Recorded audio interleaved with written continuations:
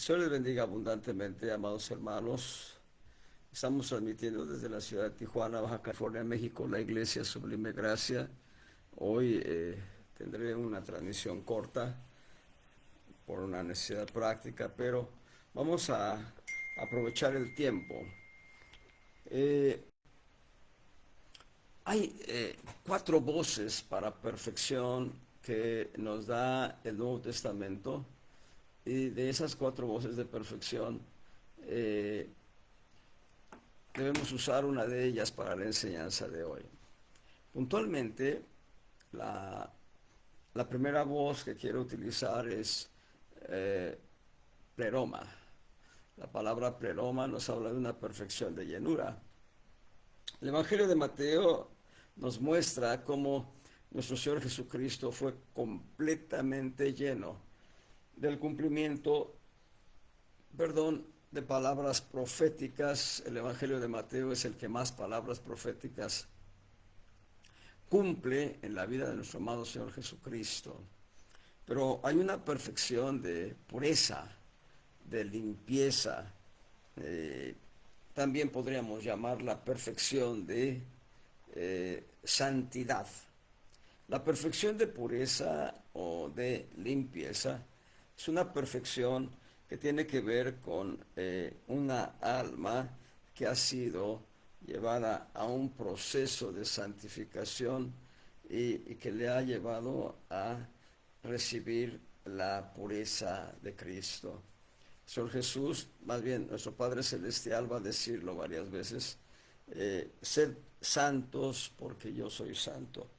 Y está diciendo que dado que Él es santo, dado que nuestro Dios es santo, nosotros, abandonados a su gracia en sus manos preciosas, también tenemos la expectativa de ser santos.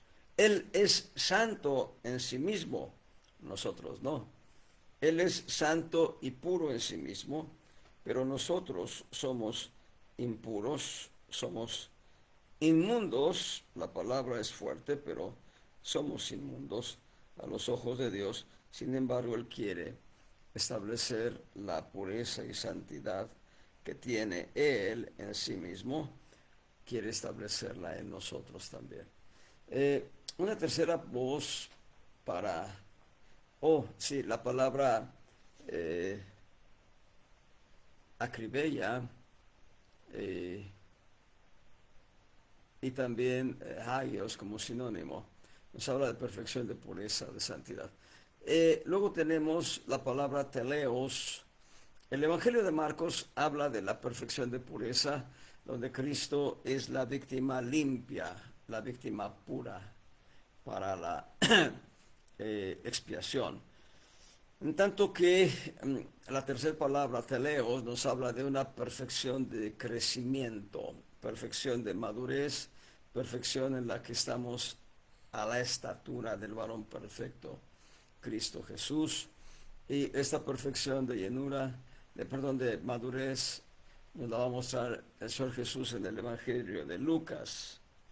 Finalmente encontramos la palabra catartizo, perfección de entereza, perfección de completez, algo que nada le falta y nada le sobra. También perfección de equipamiento, perfección también de salud total.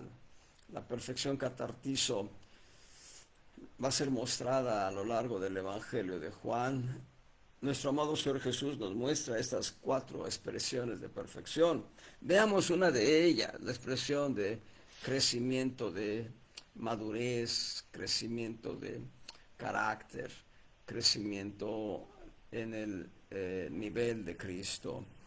Y nosotros podemos ver que eh, en un momento dado Dios nos llama a tener una vida espiritual, una vida de espiritualidad, una vida de madurez total, madurez completa. ¿Cómo podemos nosotros caminar en madurez? Número uno, obedeciendo a la palabra de Dios.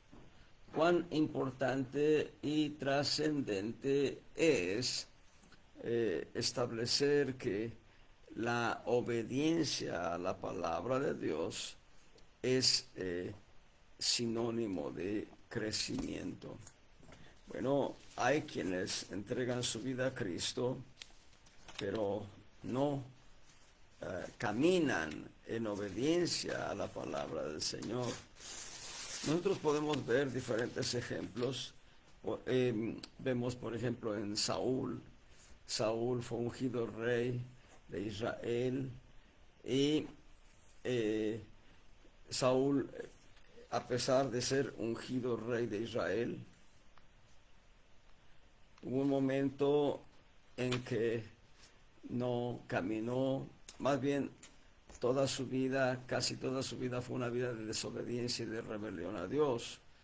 Encontramos a Jonás, un varón profeta de Dios que decidió tomar camino a Tarsis en lugar de ir a Nínive, y Dios tuvo que llevarlo a través de una ballena a las costas cercanas a Nínive, las costas más cercanas, a fin de que él fuese y predicase el arrepentimiento.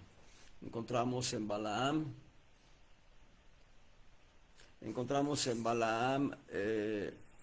un profeta gentil que, habiendo recibido respuesta de Dios cómo conducirse, qué hacer y cómo hacer, Balaam de todos modos plantó un ídolo en su corazón.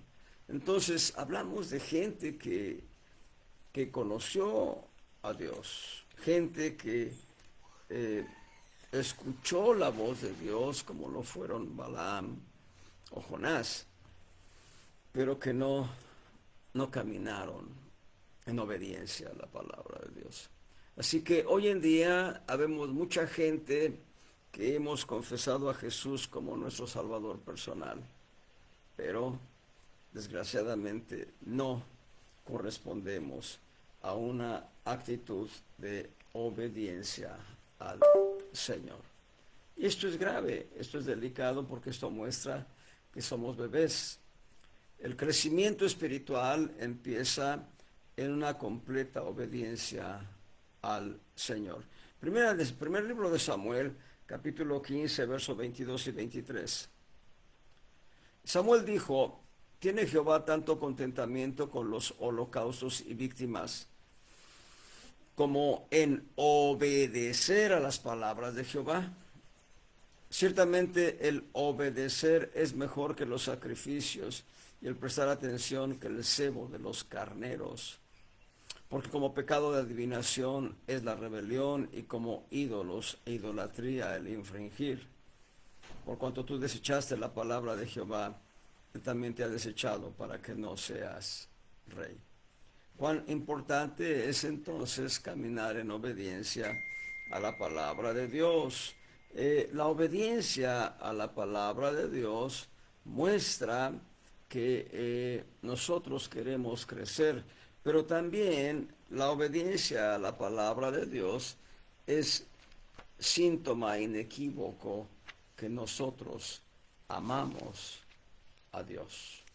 Cuando el Señor Jesucristo está dando sus últimos mensajes a sus discípulos, Él va a decir en el Evangelio de Juan, capítulo 14, verso 23, respondió Jesús y díjole: el que me ama, mi palabra guardará, mi palabra obedecerá, y mi Padre le amará, y vendremos a Él, y haremos con Él morada. El que me ama, mi palabra guardará, mi palabra obedecerá. Es un síntoma inequívoco de que amamos a Dios cuando obedecemos a Dios. Al no obedecerle, estamos mostrando que amamos poco o nada al Señor, a pesar de que Él nos ama. Verso 21, mismo capítulo, Juan capítulo 14, verso 21. El que tiene mis mandamientos y los guarda, aquel es el que me ama, y el que me ama será amado de mi Padre, y yo le amaré y me manifestaré a él. Bien, Es importante entonces obedecer la palabra de Dios, pero número dos, para crecer espiritualmente es importante tener intimidad con Dios. La oración. La oración es importantísima en nuestro crecimiento. Nosotros debemos tener comunión con el Señor en lo íntimo, en lo secreto. En el Evangelio de Mateo, en el capítulo 6,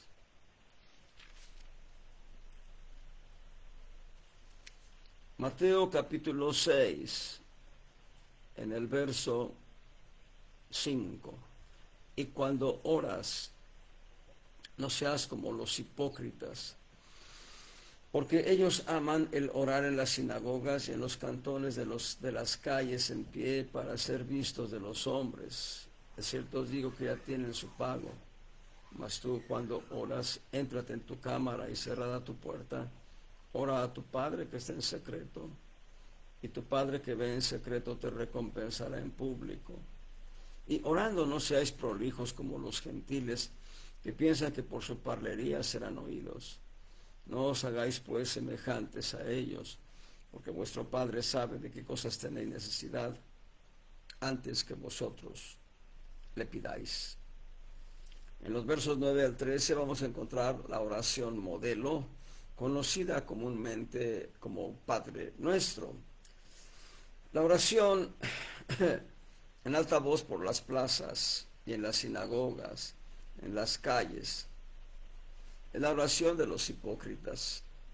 Es verdad, en la iglesia nosotros oramos en conjunto, pero también debemos orar en lo íntimo, en individualidad con el Señor. No digo que seamos hipócritas cuando alzamos la voz en la iglesia, pero es importante, así como oramos en la iglesia en conjunto, como grupo, como asamblea, debemos también orar en lo íntimo cada día. Cada día debemos orar en lo íntimo a nuestro Dios. Y bueno, la oración es muy importante. La oración es la acción y efecto de hablar con nuestra boca a Dios. Existen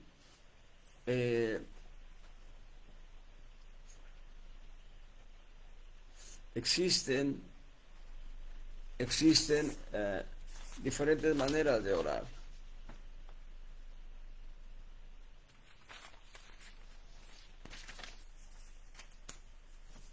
Existen diferentes maneras de orar. Podemos hacerlo como una meditación. Ana lo hacía a manera de meditación. Podemos clamar en voz alta, como dice el salmista, clamé con todo mi corazón. Podemos ver nosotros Ana, la esposa de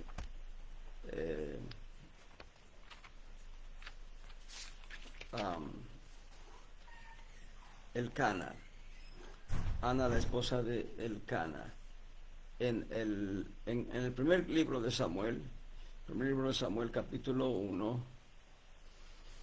En el verso 11 se dice que Ana hizo voto ante el Señor. Y en los versos 12 y 13 se empieza a describir cómo era la oración de Ana. Fue que como ella orase largamente delante de Jehová, verso 13, Ana hablaba en su corazón y solamente se movían sus labios y su voz no se oía. La oración puede ser así, en el corazón, moviendo los labios, balbuceando palabras que nadie escuche excepto tú. Pero también la oración puede ser todo un clamor. En el Salmo 4,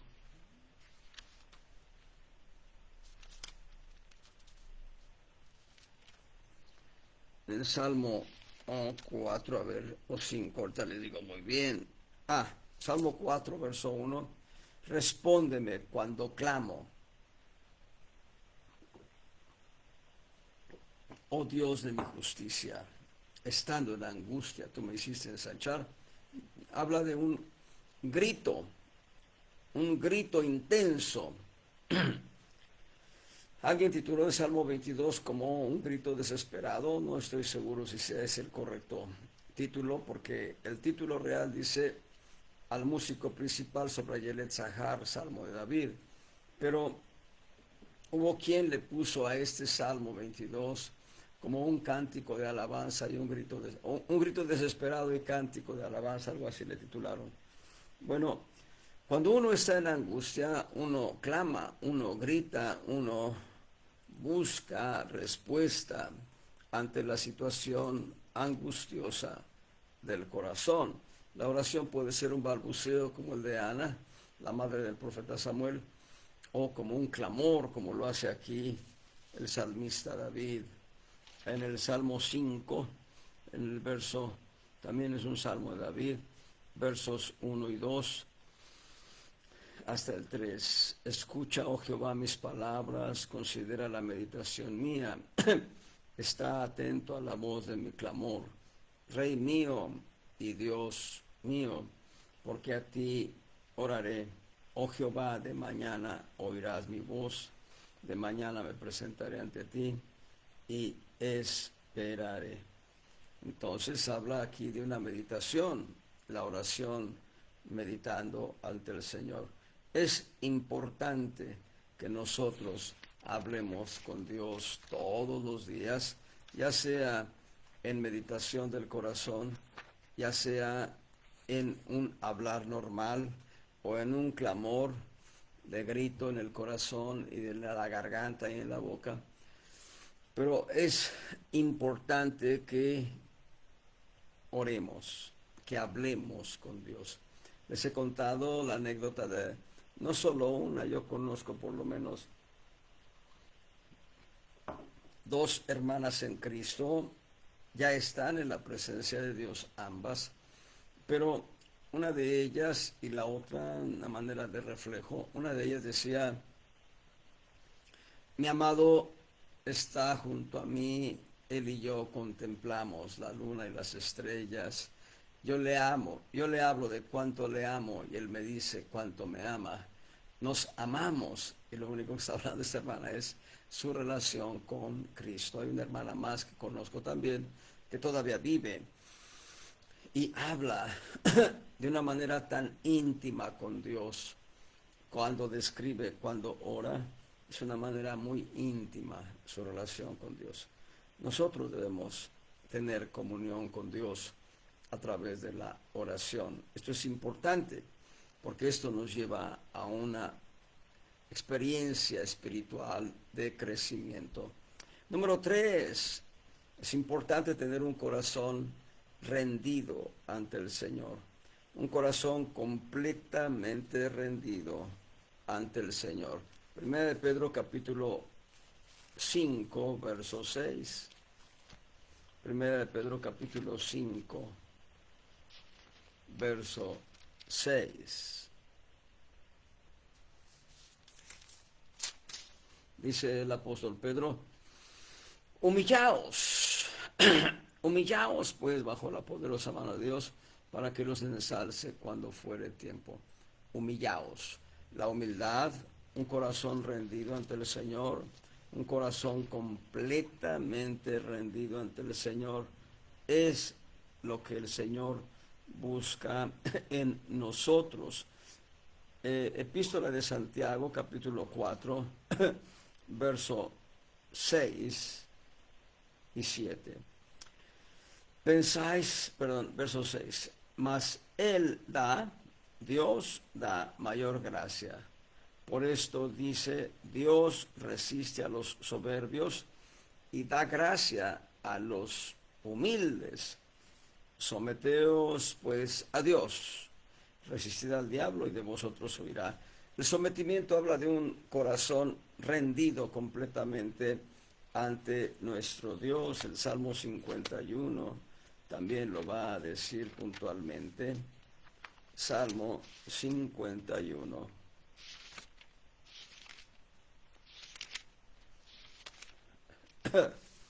Salmo 51, ah, versos 16 y 17.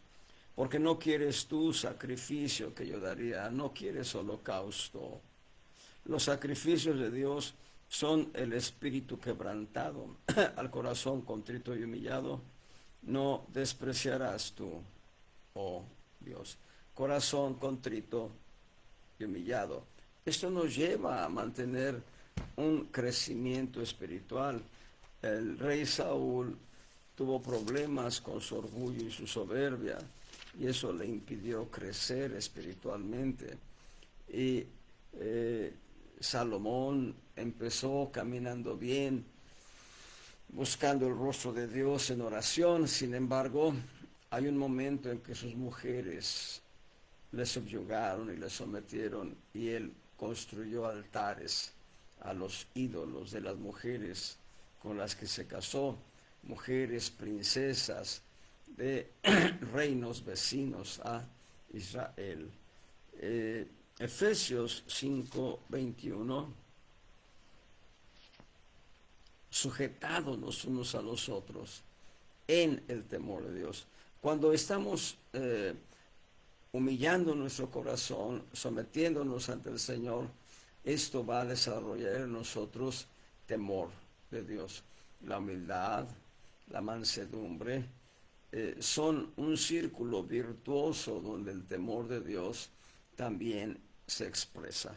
Un círculo virtuoso en la medida que caminamos humillados ante el Señor.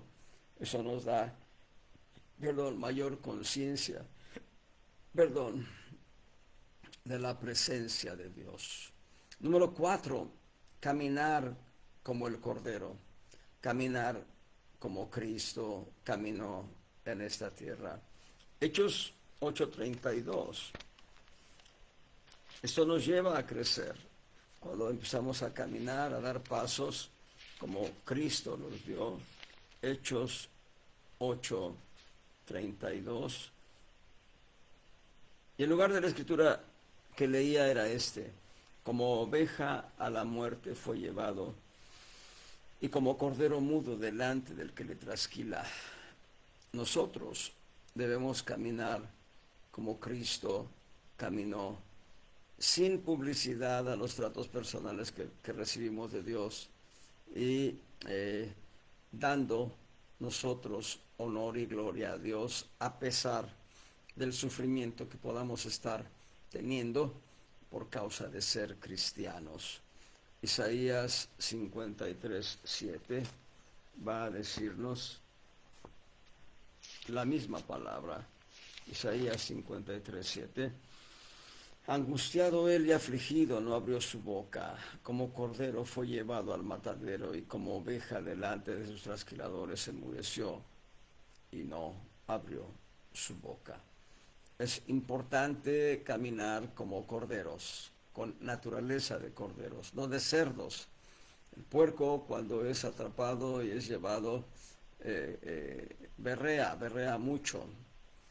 El cordero no, el cordero se mantiene en silencio.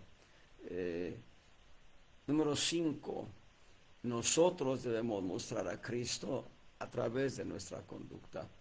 Nuestra conducta habla mucho. Decía mi pastor en México hace muchos años, la madurez no se mide por nuestras acciones, sino por nuestras reacciones. Las acciones se maquinan, las acciones se meditan, se planean y se llevan a cabo como si fuéramos actores, pero las reacciones son impulsos inmediatos de nuestra personalidad que se dan a estímulos externos o internos del corazón. Nosotros debemos mostrar a Cristo con nuestra conducta. Es el 5º punto. Gálatas 6:17. El apóstol Pablo va a decir que él trae las marcas del Señor. Y dice ahí, Gálatas 6:17, de aquí adelante nadie me sea molesto, porque yo traigo en mi cuerpo las marcas del Señor Jesús, y las marcas del Señor Jesús son mansedumbre y humildad. No estamos hablando de que el apóstol Pablo trajese marcas de heridas en sus manos, en su costado, en sus pies, no, sino la característica de un Cristo completamente maduro, humilde, manso, temeroso de Dios. Es lo que se mostraba Cristo, como estaba el apóstol Pablo. El mismo Gálatas capítulo 5, versos 22 y 23. Mas el fruto del Espíritu es amor o caridad, amor ágape, amor que es de Dios, gozo, paz, paciencia, benignidad, bondad, fe, mansedumbre, templanza. Contra tales expresiones del fruto no hay ley. Este es el carácter de Cristo, estas son las marcas de Cristo. Esto es lo que debemos mostrar nosotros en nuestra conducta diaria. Y eso nos lleva precisamente a experimentar la vida de Cristo, a ser creyentes que están creciendo en madurez. Número 6, debemos ver a Dios como nuestro Padre y guardar una relación profunda con Él como Padre. Debemos disfrutar la condición que tenemos nosotros de hijos. No tenemos en exclusiva el conocimiento de Dios. Dios es para todos los redimidos. Todos sus hijos tienen este privilegio, este derecho, pero tú puedes colgarte al cuello del Padre Celestial y decirle cuánto le amas, y Él te dirá también cuánto te ama. Primera de Juan capítulo 3, versos 1 al 3. Mirad cuál amor nos ha dado el Padre, que seamos llamados hijos de Dios. Por esto el mundo no nos conoce, porque no le conoce a Él. Muy amados, ahora somos hijos de Dios y aún no se ha manifestado lo que hemos de ser, pero sabemos que cuando Él apareciere seremos semejantes a Él, porque le veremos como Él es, y cualquiera que tiene esa esperanza en Él se purifica, como Él también es puro, es limpio. Así que ver a Dios tal cual es Él nos va a llevar a crecimiento. Ver a Dios lejos, muy lejos, más allá de las estrellas, significa que no alcanzamos a tener una idea de quién es nuestro Dios. Es bueno saber que Él está más allá de las estrellas, eso es bueno, pero saber que Él es quien nos ha amado tanto, aún antes de que nosotros naciésemos, Él ya nos conocía y nos amó y dio lo que Él más ama por nosotros.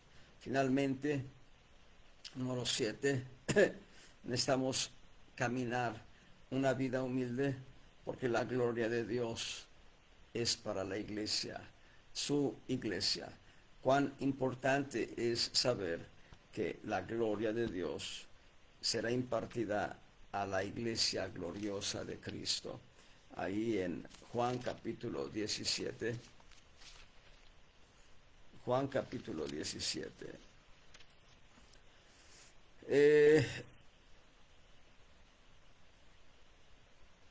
Verso 22. Y yo, la gloria que me diste les he dado para que se caminen en unidad, como también nosotros caminamos en la unidad. Y en 2 de Corintios 12, del 1 al 7, Dios dice en su palabra que Él a nadie da su gloria. Bueno, cuando lees con detenimiento la palabra de Dios, entiendes que Dios comparte su gloria con su iglesia. Somos llamados a disfrutar de la gloria del Señor. 2 de Corintios 12, del 1 al 7. Cierto, no me es conveniente gloriarme, mas vendré a las visiones y a las revelaciones del Señor. Conozco a un hombre en Cristo que hace 14 años, si en el cuerpo no lo sé, si fuera del cuerpo no lo sé, Dios lo sabe, fue arrebatado hasta el tercer cielo. Y conozco tal hombre, si en el cuerpo fuera del cuerpo no lo sé, Dios lo sabe, que fue arrebatado al paraíso, donde oyó palabras secretas que el hombre no puede decir. Desde tal me gloriaré, mas de mí mismo nada me gloriaré, sino de mis flaquezas, por lo cual, si quisiere gloriarme, no seré insensato, porque diré verdad. Empero lo dejo, porque nadie piense de mí más de lo que en mí ve u oye de mí. Ser patentes, ser partícipes de la gloria de Dios, nuestra expectativa de la gloria de Dios nos anima a crecer espiritualmente al nivel de Cristo. Siete principios importantes que muestran cómo crecer espiritualmente. Número 1, obedeciendo la palabra de Dios. Número 2, teniendo comunión con Dios a través de la oración. Yo agregaría ahí del ayuno y agregaría ahí de la alabanza. Número 3, tener un corazón sumiso, sometido al señorío divino. Número 4, caminar como Cristo caminó, como Cordero, ante el sufrimiento, no quejarnos, sino alabar a Dios. Número 5, mostrando el carácter de Cristo en nuestras vidas. Número 6, buscando siempre ver el rostro de Dios, porque Él es nuestro Padre y nosotros sus hijos. Y número 7, una vida completamente humilde ante el Señor para que nosotros estemos en un crecimiento de madurez. Por hoy, Dios les bendiga.